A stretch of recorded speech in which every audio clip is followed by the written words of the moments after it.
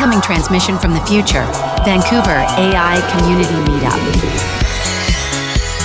Peter Bittner is up next. As I told you, I met this guy at that Google Accelerator I went to in 2023. We were the only two guys out of a cohort of 20 companies doing AI stuff. And we thought that was hilarious. A lot of them were starting businesses that are probably now in industries that won't be going forward into the future, which is... And for me, it was close. I thought I was going to be starting like a content type company. I didn't realize it was community that was the only path forward. I almost started a content company, and that would have been a mistake as the value of content continues to cruise towards zero. Okay, Peter Bittner up here to talk about the future of work. Woo! Work, yeah! Love that. I have to go after that? Oh my God. Josh, you set me up for failure over here. Fantastic, remarks. Really want to congratulate her on just leaving it all out there. And I think that's a great way to set, the intention in the space here as well further for some of the hard conversations and some of the messy ones, frankly, that, we're all navigating together. I'm ready to go wherever. I'm going to try this remote thing and see where we are. So I'm going to try to at least open a conversation here to think about where we're headed with the job market, right? What it means for us, our organizations, our families, what's lacking, what happens if we do nothing, what happens if we embrace it, and what are the opportunities here that we might be missing? But first of all, isn't AI just a hype bubble, guys? You guys all saw GPT-5, it sucked, right? Woo! Does anyone here love GPT-5 the same way they love 4? Okay, I see one hand. Anyone else? It's okay if you do, guys. It's fine. We're going to get used to the new model. It is more advanced in many ways, but sure, not the order of magnitude leap forward that we were promised, right? And that many of us anticipated here, but not the end of the world either. I think we're probably not in a crash cycle, but we've seen some other headlines recently, many of us probably, right, about AI projects and initiatives in the workplace from, well-reputable organizations that have said, these projects aren't going anywhere, right? They're a waste of money. There's no financial impact. But guess what, guys? We're still in the first inning. I'll use a baseball analogy. We're in the very, very beginning of this all. And so one of the biggest reasons why a lot of disappointment about these new models, as well as some of the poor performance, really comes down to one key thing, which is humans, right? And change management and organizational, upskilling. And this is what we're going to talk about a bit today. And so I love to include this in a lot of the classes that Chris and I teach together, but this is a quote from a futurist, Roy Amara, and it's often attributed to Bill Gates. Bill Gates loves this quote. He loves to steal it. But we tend to overestimate the effect of tech in the short run and underestimate the effect in the long run. So this is kind of a nice reminder. I almost include this in every presentation just to remind myself, right, to try to get out of that hype mentality or, it's easy, right? With these ups and downs, they're almost emotional for those of us, many in this room, right, who pay so close attention here. And even those who don't, frankly, the headlines are enough to, give you a lot of whiplash here emotionally about where we are and where we're headed in all of this. But regardless of, where GPT 5.1 or whatever the next model is from whatever company, open source or not, right? The key thing here to realize is that it's going to take us a while as a workplace culture, as a society, to catch up to what's already here, right? That's one of the cool things about this community and why I'm so excited to be here is that you all are really grappling with this, right? In real time together and asking the hard questions. But even if there's no improved models, then whatever today is, the 26th of August, is it still the 26th? It's been a long day. Came up from Seattle. Then guess what? We've still got a lot to grapple with. And the way that we work, the way that we communicate with one another and get things done is already forever changed. We just probably don't know it yet, right? Another quote that I love to remind my students and myself is, the future is here, it's just unevenly distributed. That is the moment we're in right now, right? That is where we are today. And for those of us who, are really playing around in the deep end and sometimes going off of it, right? It's something that I think we are able to also slowly feel like more and more, we're just getting started with this, right? This is the 20th, Chris? Is this the 20th meetup?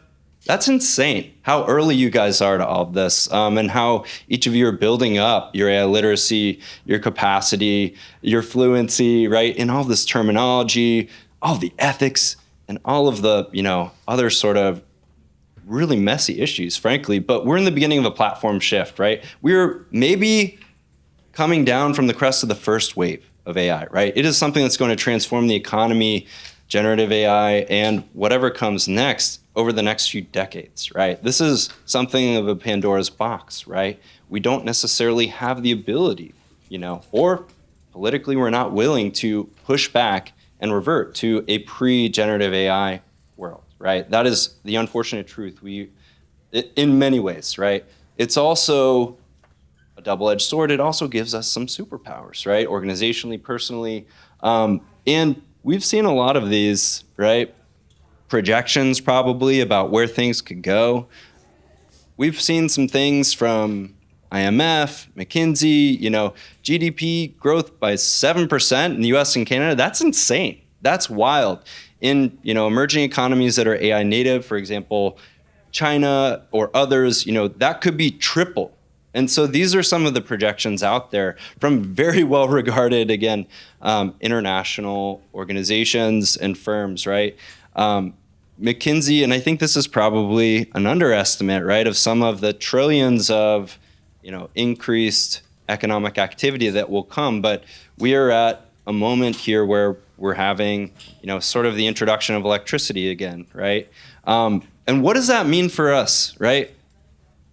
I've been in, training here for a few years, and when we first started, we were begging people to come to our class. I don't know about Chris, he's in the other room, but I was DMing every single person I could think of who might be interested or even know what AI was, 2.5 years ago when we started this.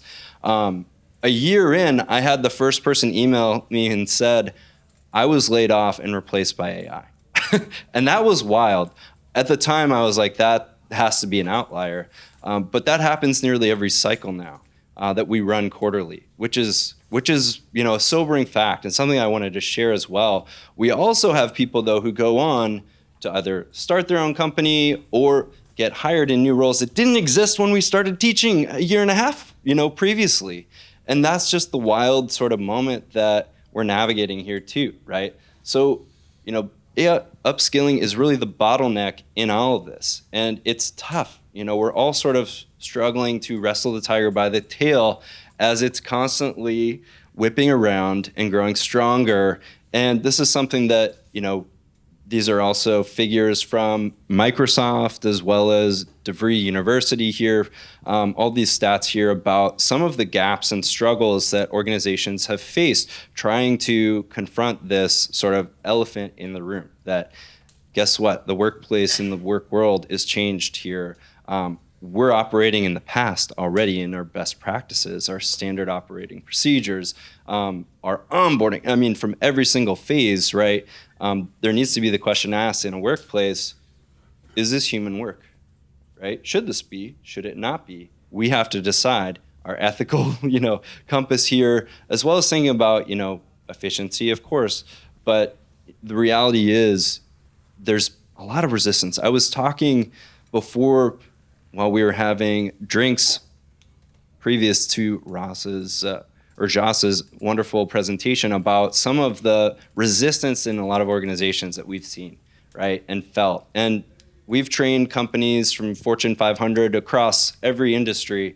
One of the first things we're asked by every single client is, hey, after your training, after your course, we ask just one thing of you. Okay, what is it? Can anyone guess? Well, we ask that of them. What they ask of us is, can you just help our workers feel a little less scared of AI? That's it. Every single time. Doesn't matter what division, what department, what industry, what field. And this is something that I think is, a really difficult cultural, organizational moment that, we're all trying to navigate. But this is the new computer literacy, right?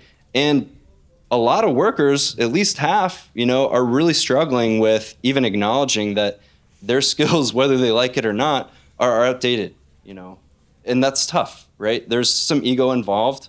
I can't keep up with all of it. I teach this stuff with Chris and many others, and we do our very best, but, we try to get to where the puck is headed. And that's the best that we can do many times. But what the hell is AI literacy, right? Has anyone actually looked into defining that for their organizations or teams? I know a lot of people have some great policies here, but what does that mean for your company, for your team, for you even, right? It's a question that's not often addressed, right? And I often ask, do you guys have a framework for learning and development for this stuff? That's often what we first help them with if they don't yet have an AI policy. But some of the core elements here, right? These are things on the right-hand side that people need to flex and feel comfortable to do in a workplace environment. And guess what? A lot of organizations are not designed to actually encourage this, right? This safe space to fail, right? Regardless of the industry or cultural context, right? It could be worse in many other cases, but this is something that I see as an obstacle. When we're talking about some of the hard skills, what does that mean? There's been an amazing number of presenters who've come here over the last couple of years, right? Who've probably talked about various elements of this, right? And there's others on the list. But these are some of the new skills that are certainly in demand, that many people still don't understand what even the topic is, and that's okay, right? Prompting, automation tools, some basic coding knowledge, right? We're not talking developer level, but even just knowing sort of the lingo and how those relate and interact with some of these LLMs, for example, or SLMs, whatever.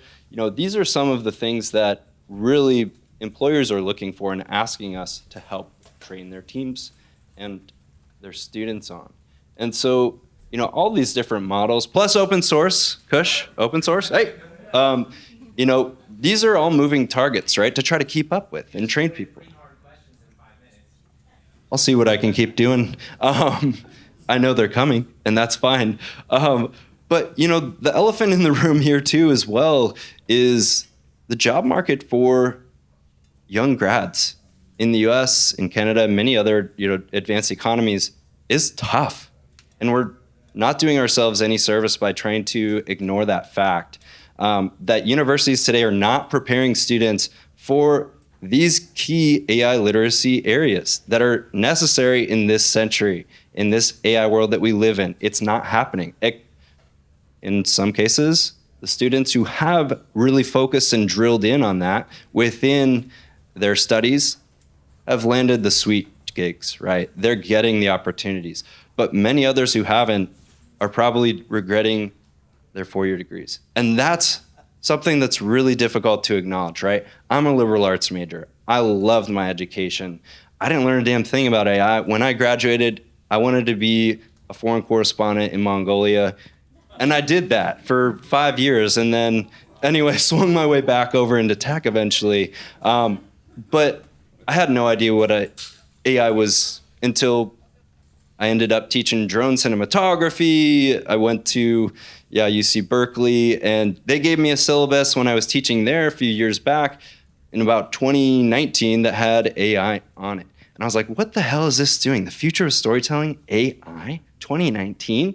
There weren't even betas to join and play around with stuff, There were stand-up websites with pre-recorded demos that you really had to take with a grain of salt. You had to kind of squint and maybe be a few drinks down, if you're into that, to really be convinced that this was going to be anything remotely impactful for storytelling, much less the wider economy. But times have changed. We live in a different world now, right? Hindsight is 2020. But here's why we can't wait in upskilling societally, economically, with your family, with your friends. Talk to your friends and family, your kids about AI. Seriously, because if we don't, we're going to be facing a serious economic crisis.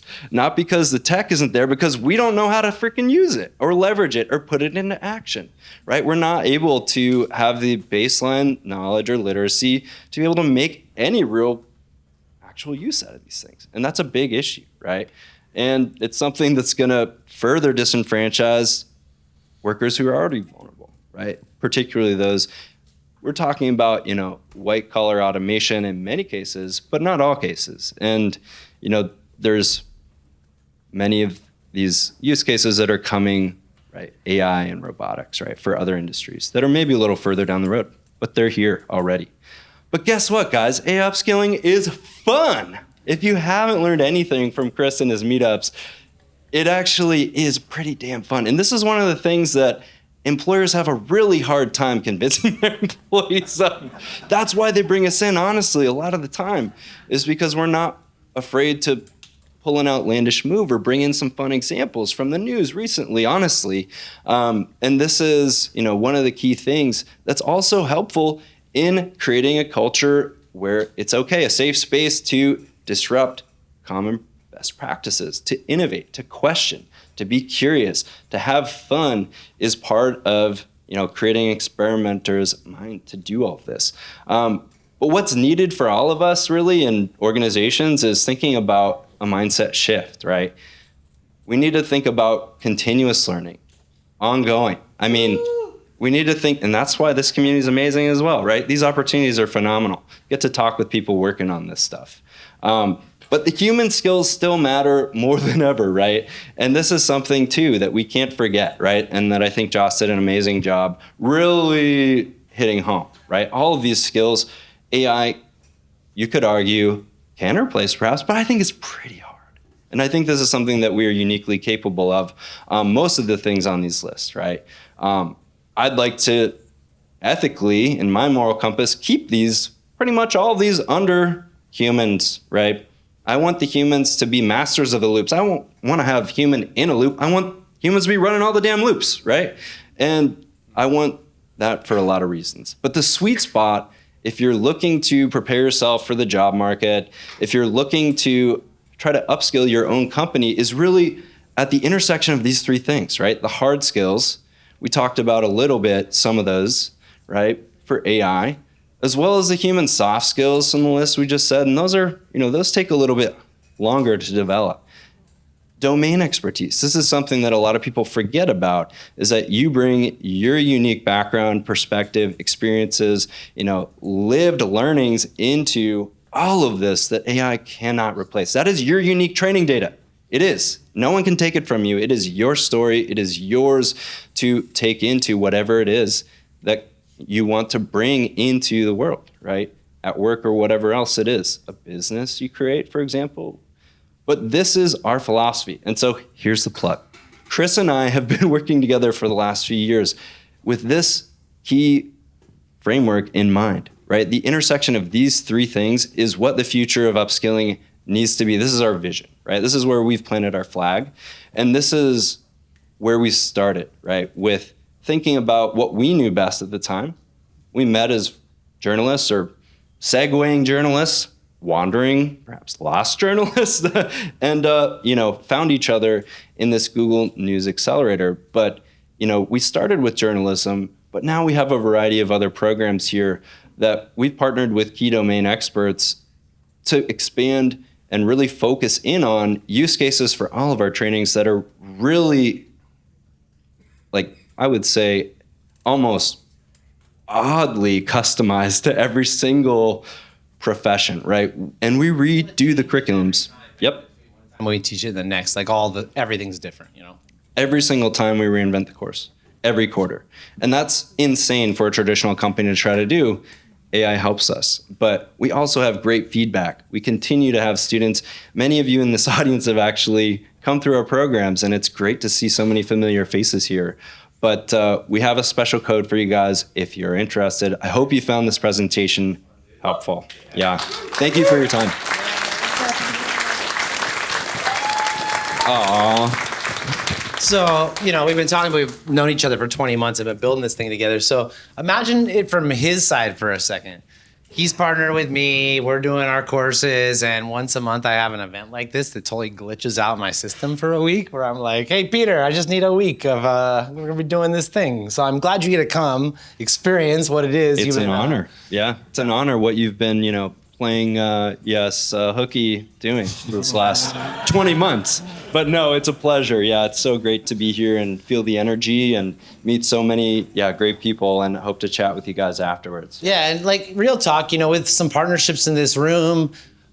Loki, do you feel inspired to come hang out with us for a second? Like, I don't mean to put you on the spot or nothing, but I saw that you maybe are still here. But through some partnerships with other nonprofits like Circle Innovation, we've been able to unlock funding through our program. So we got this sales course, AI for sales leaders, we're doing right now.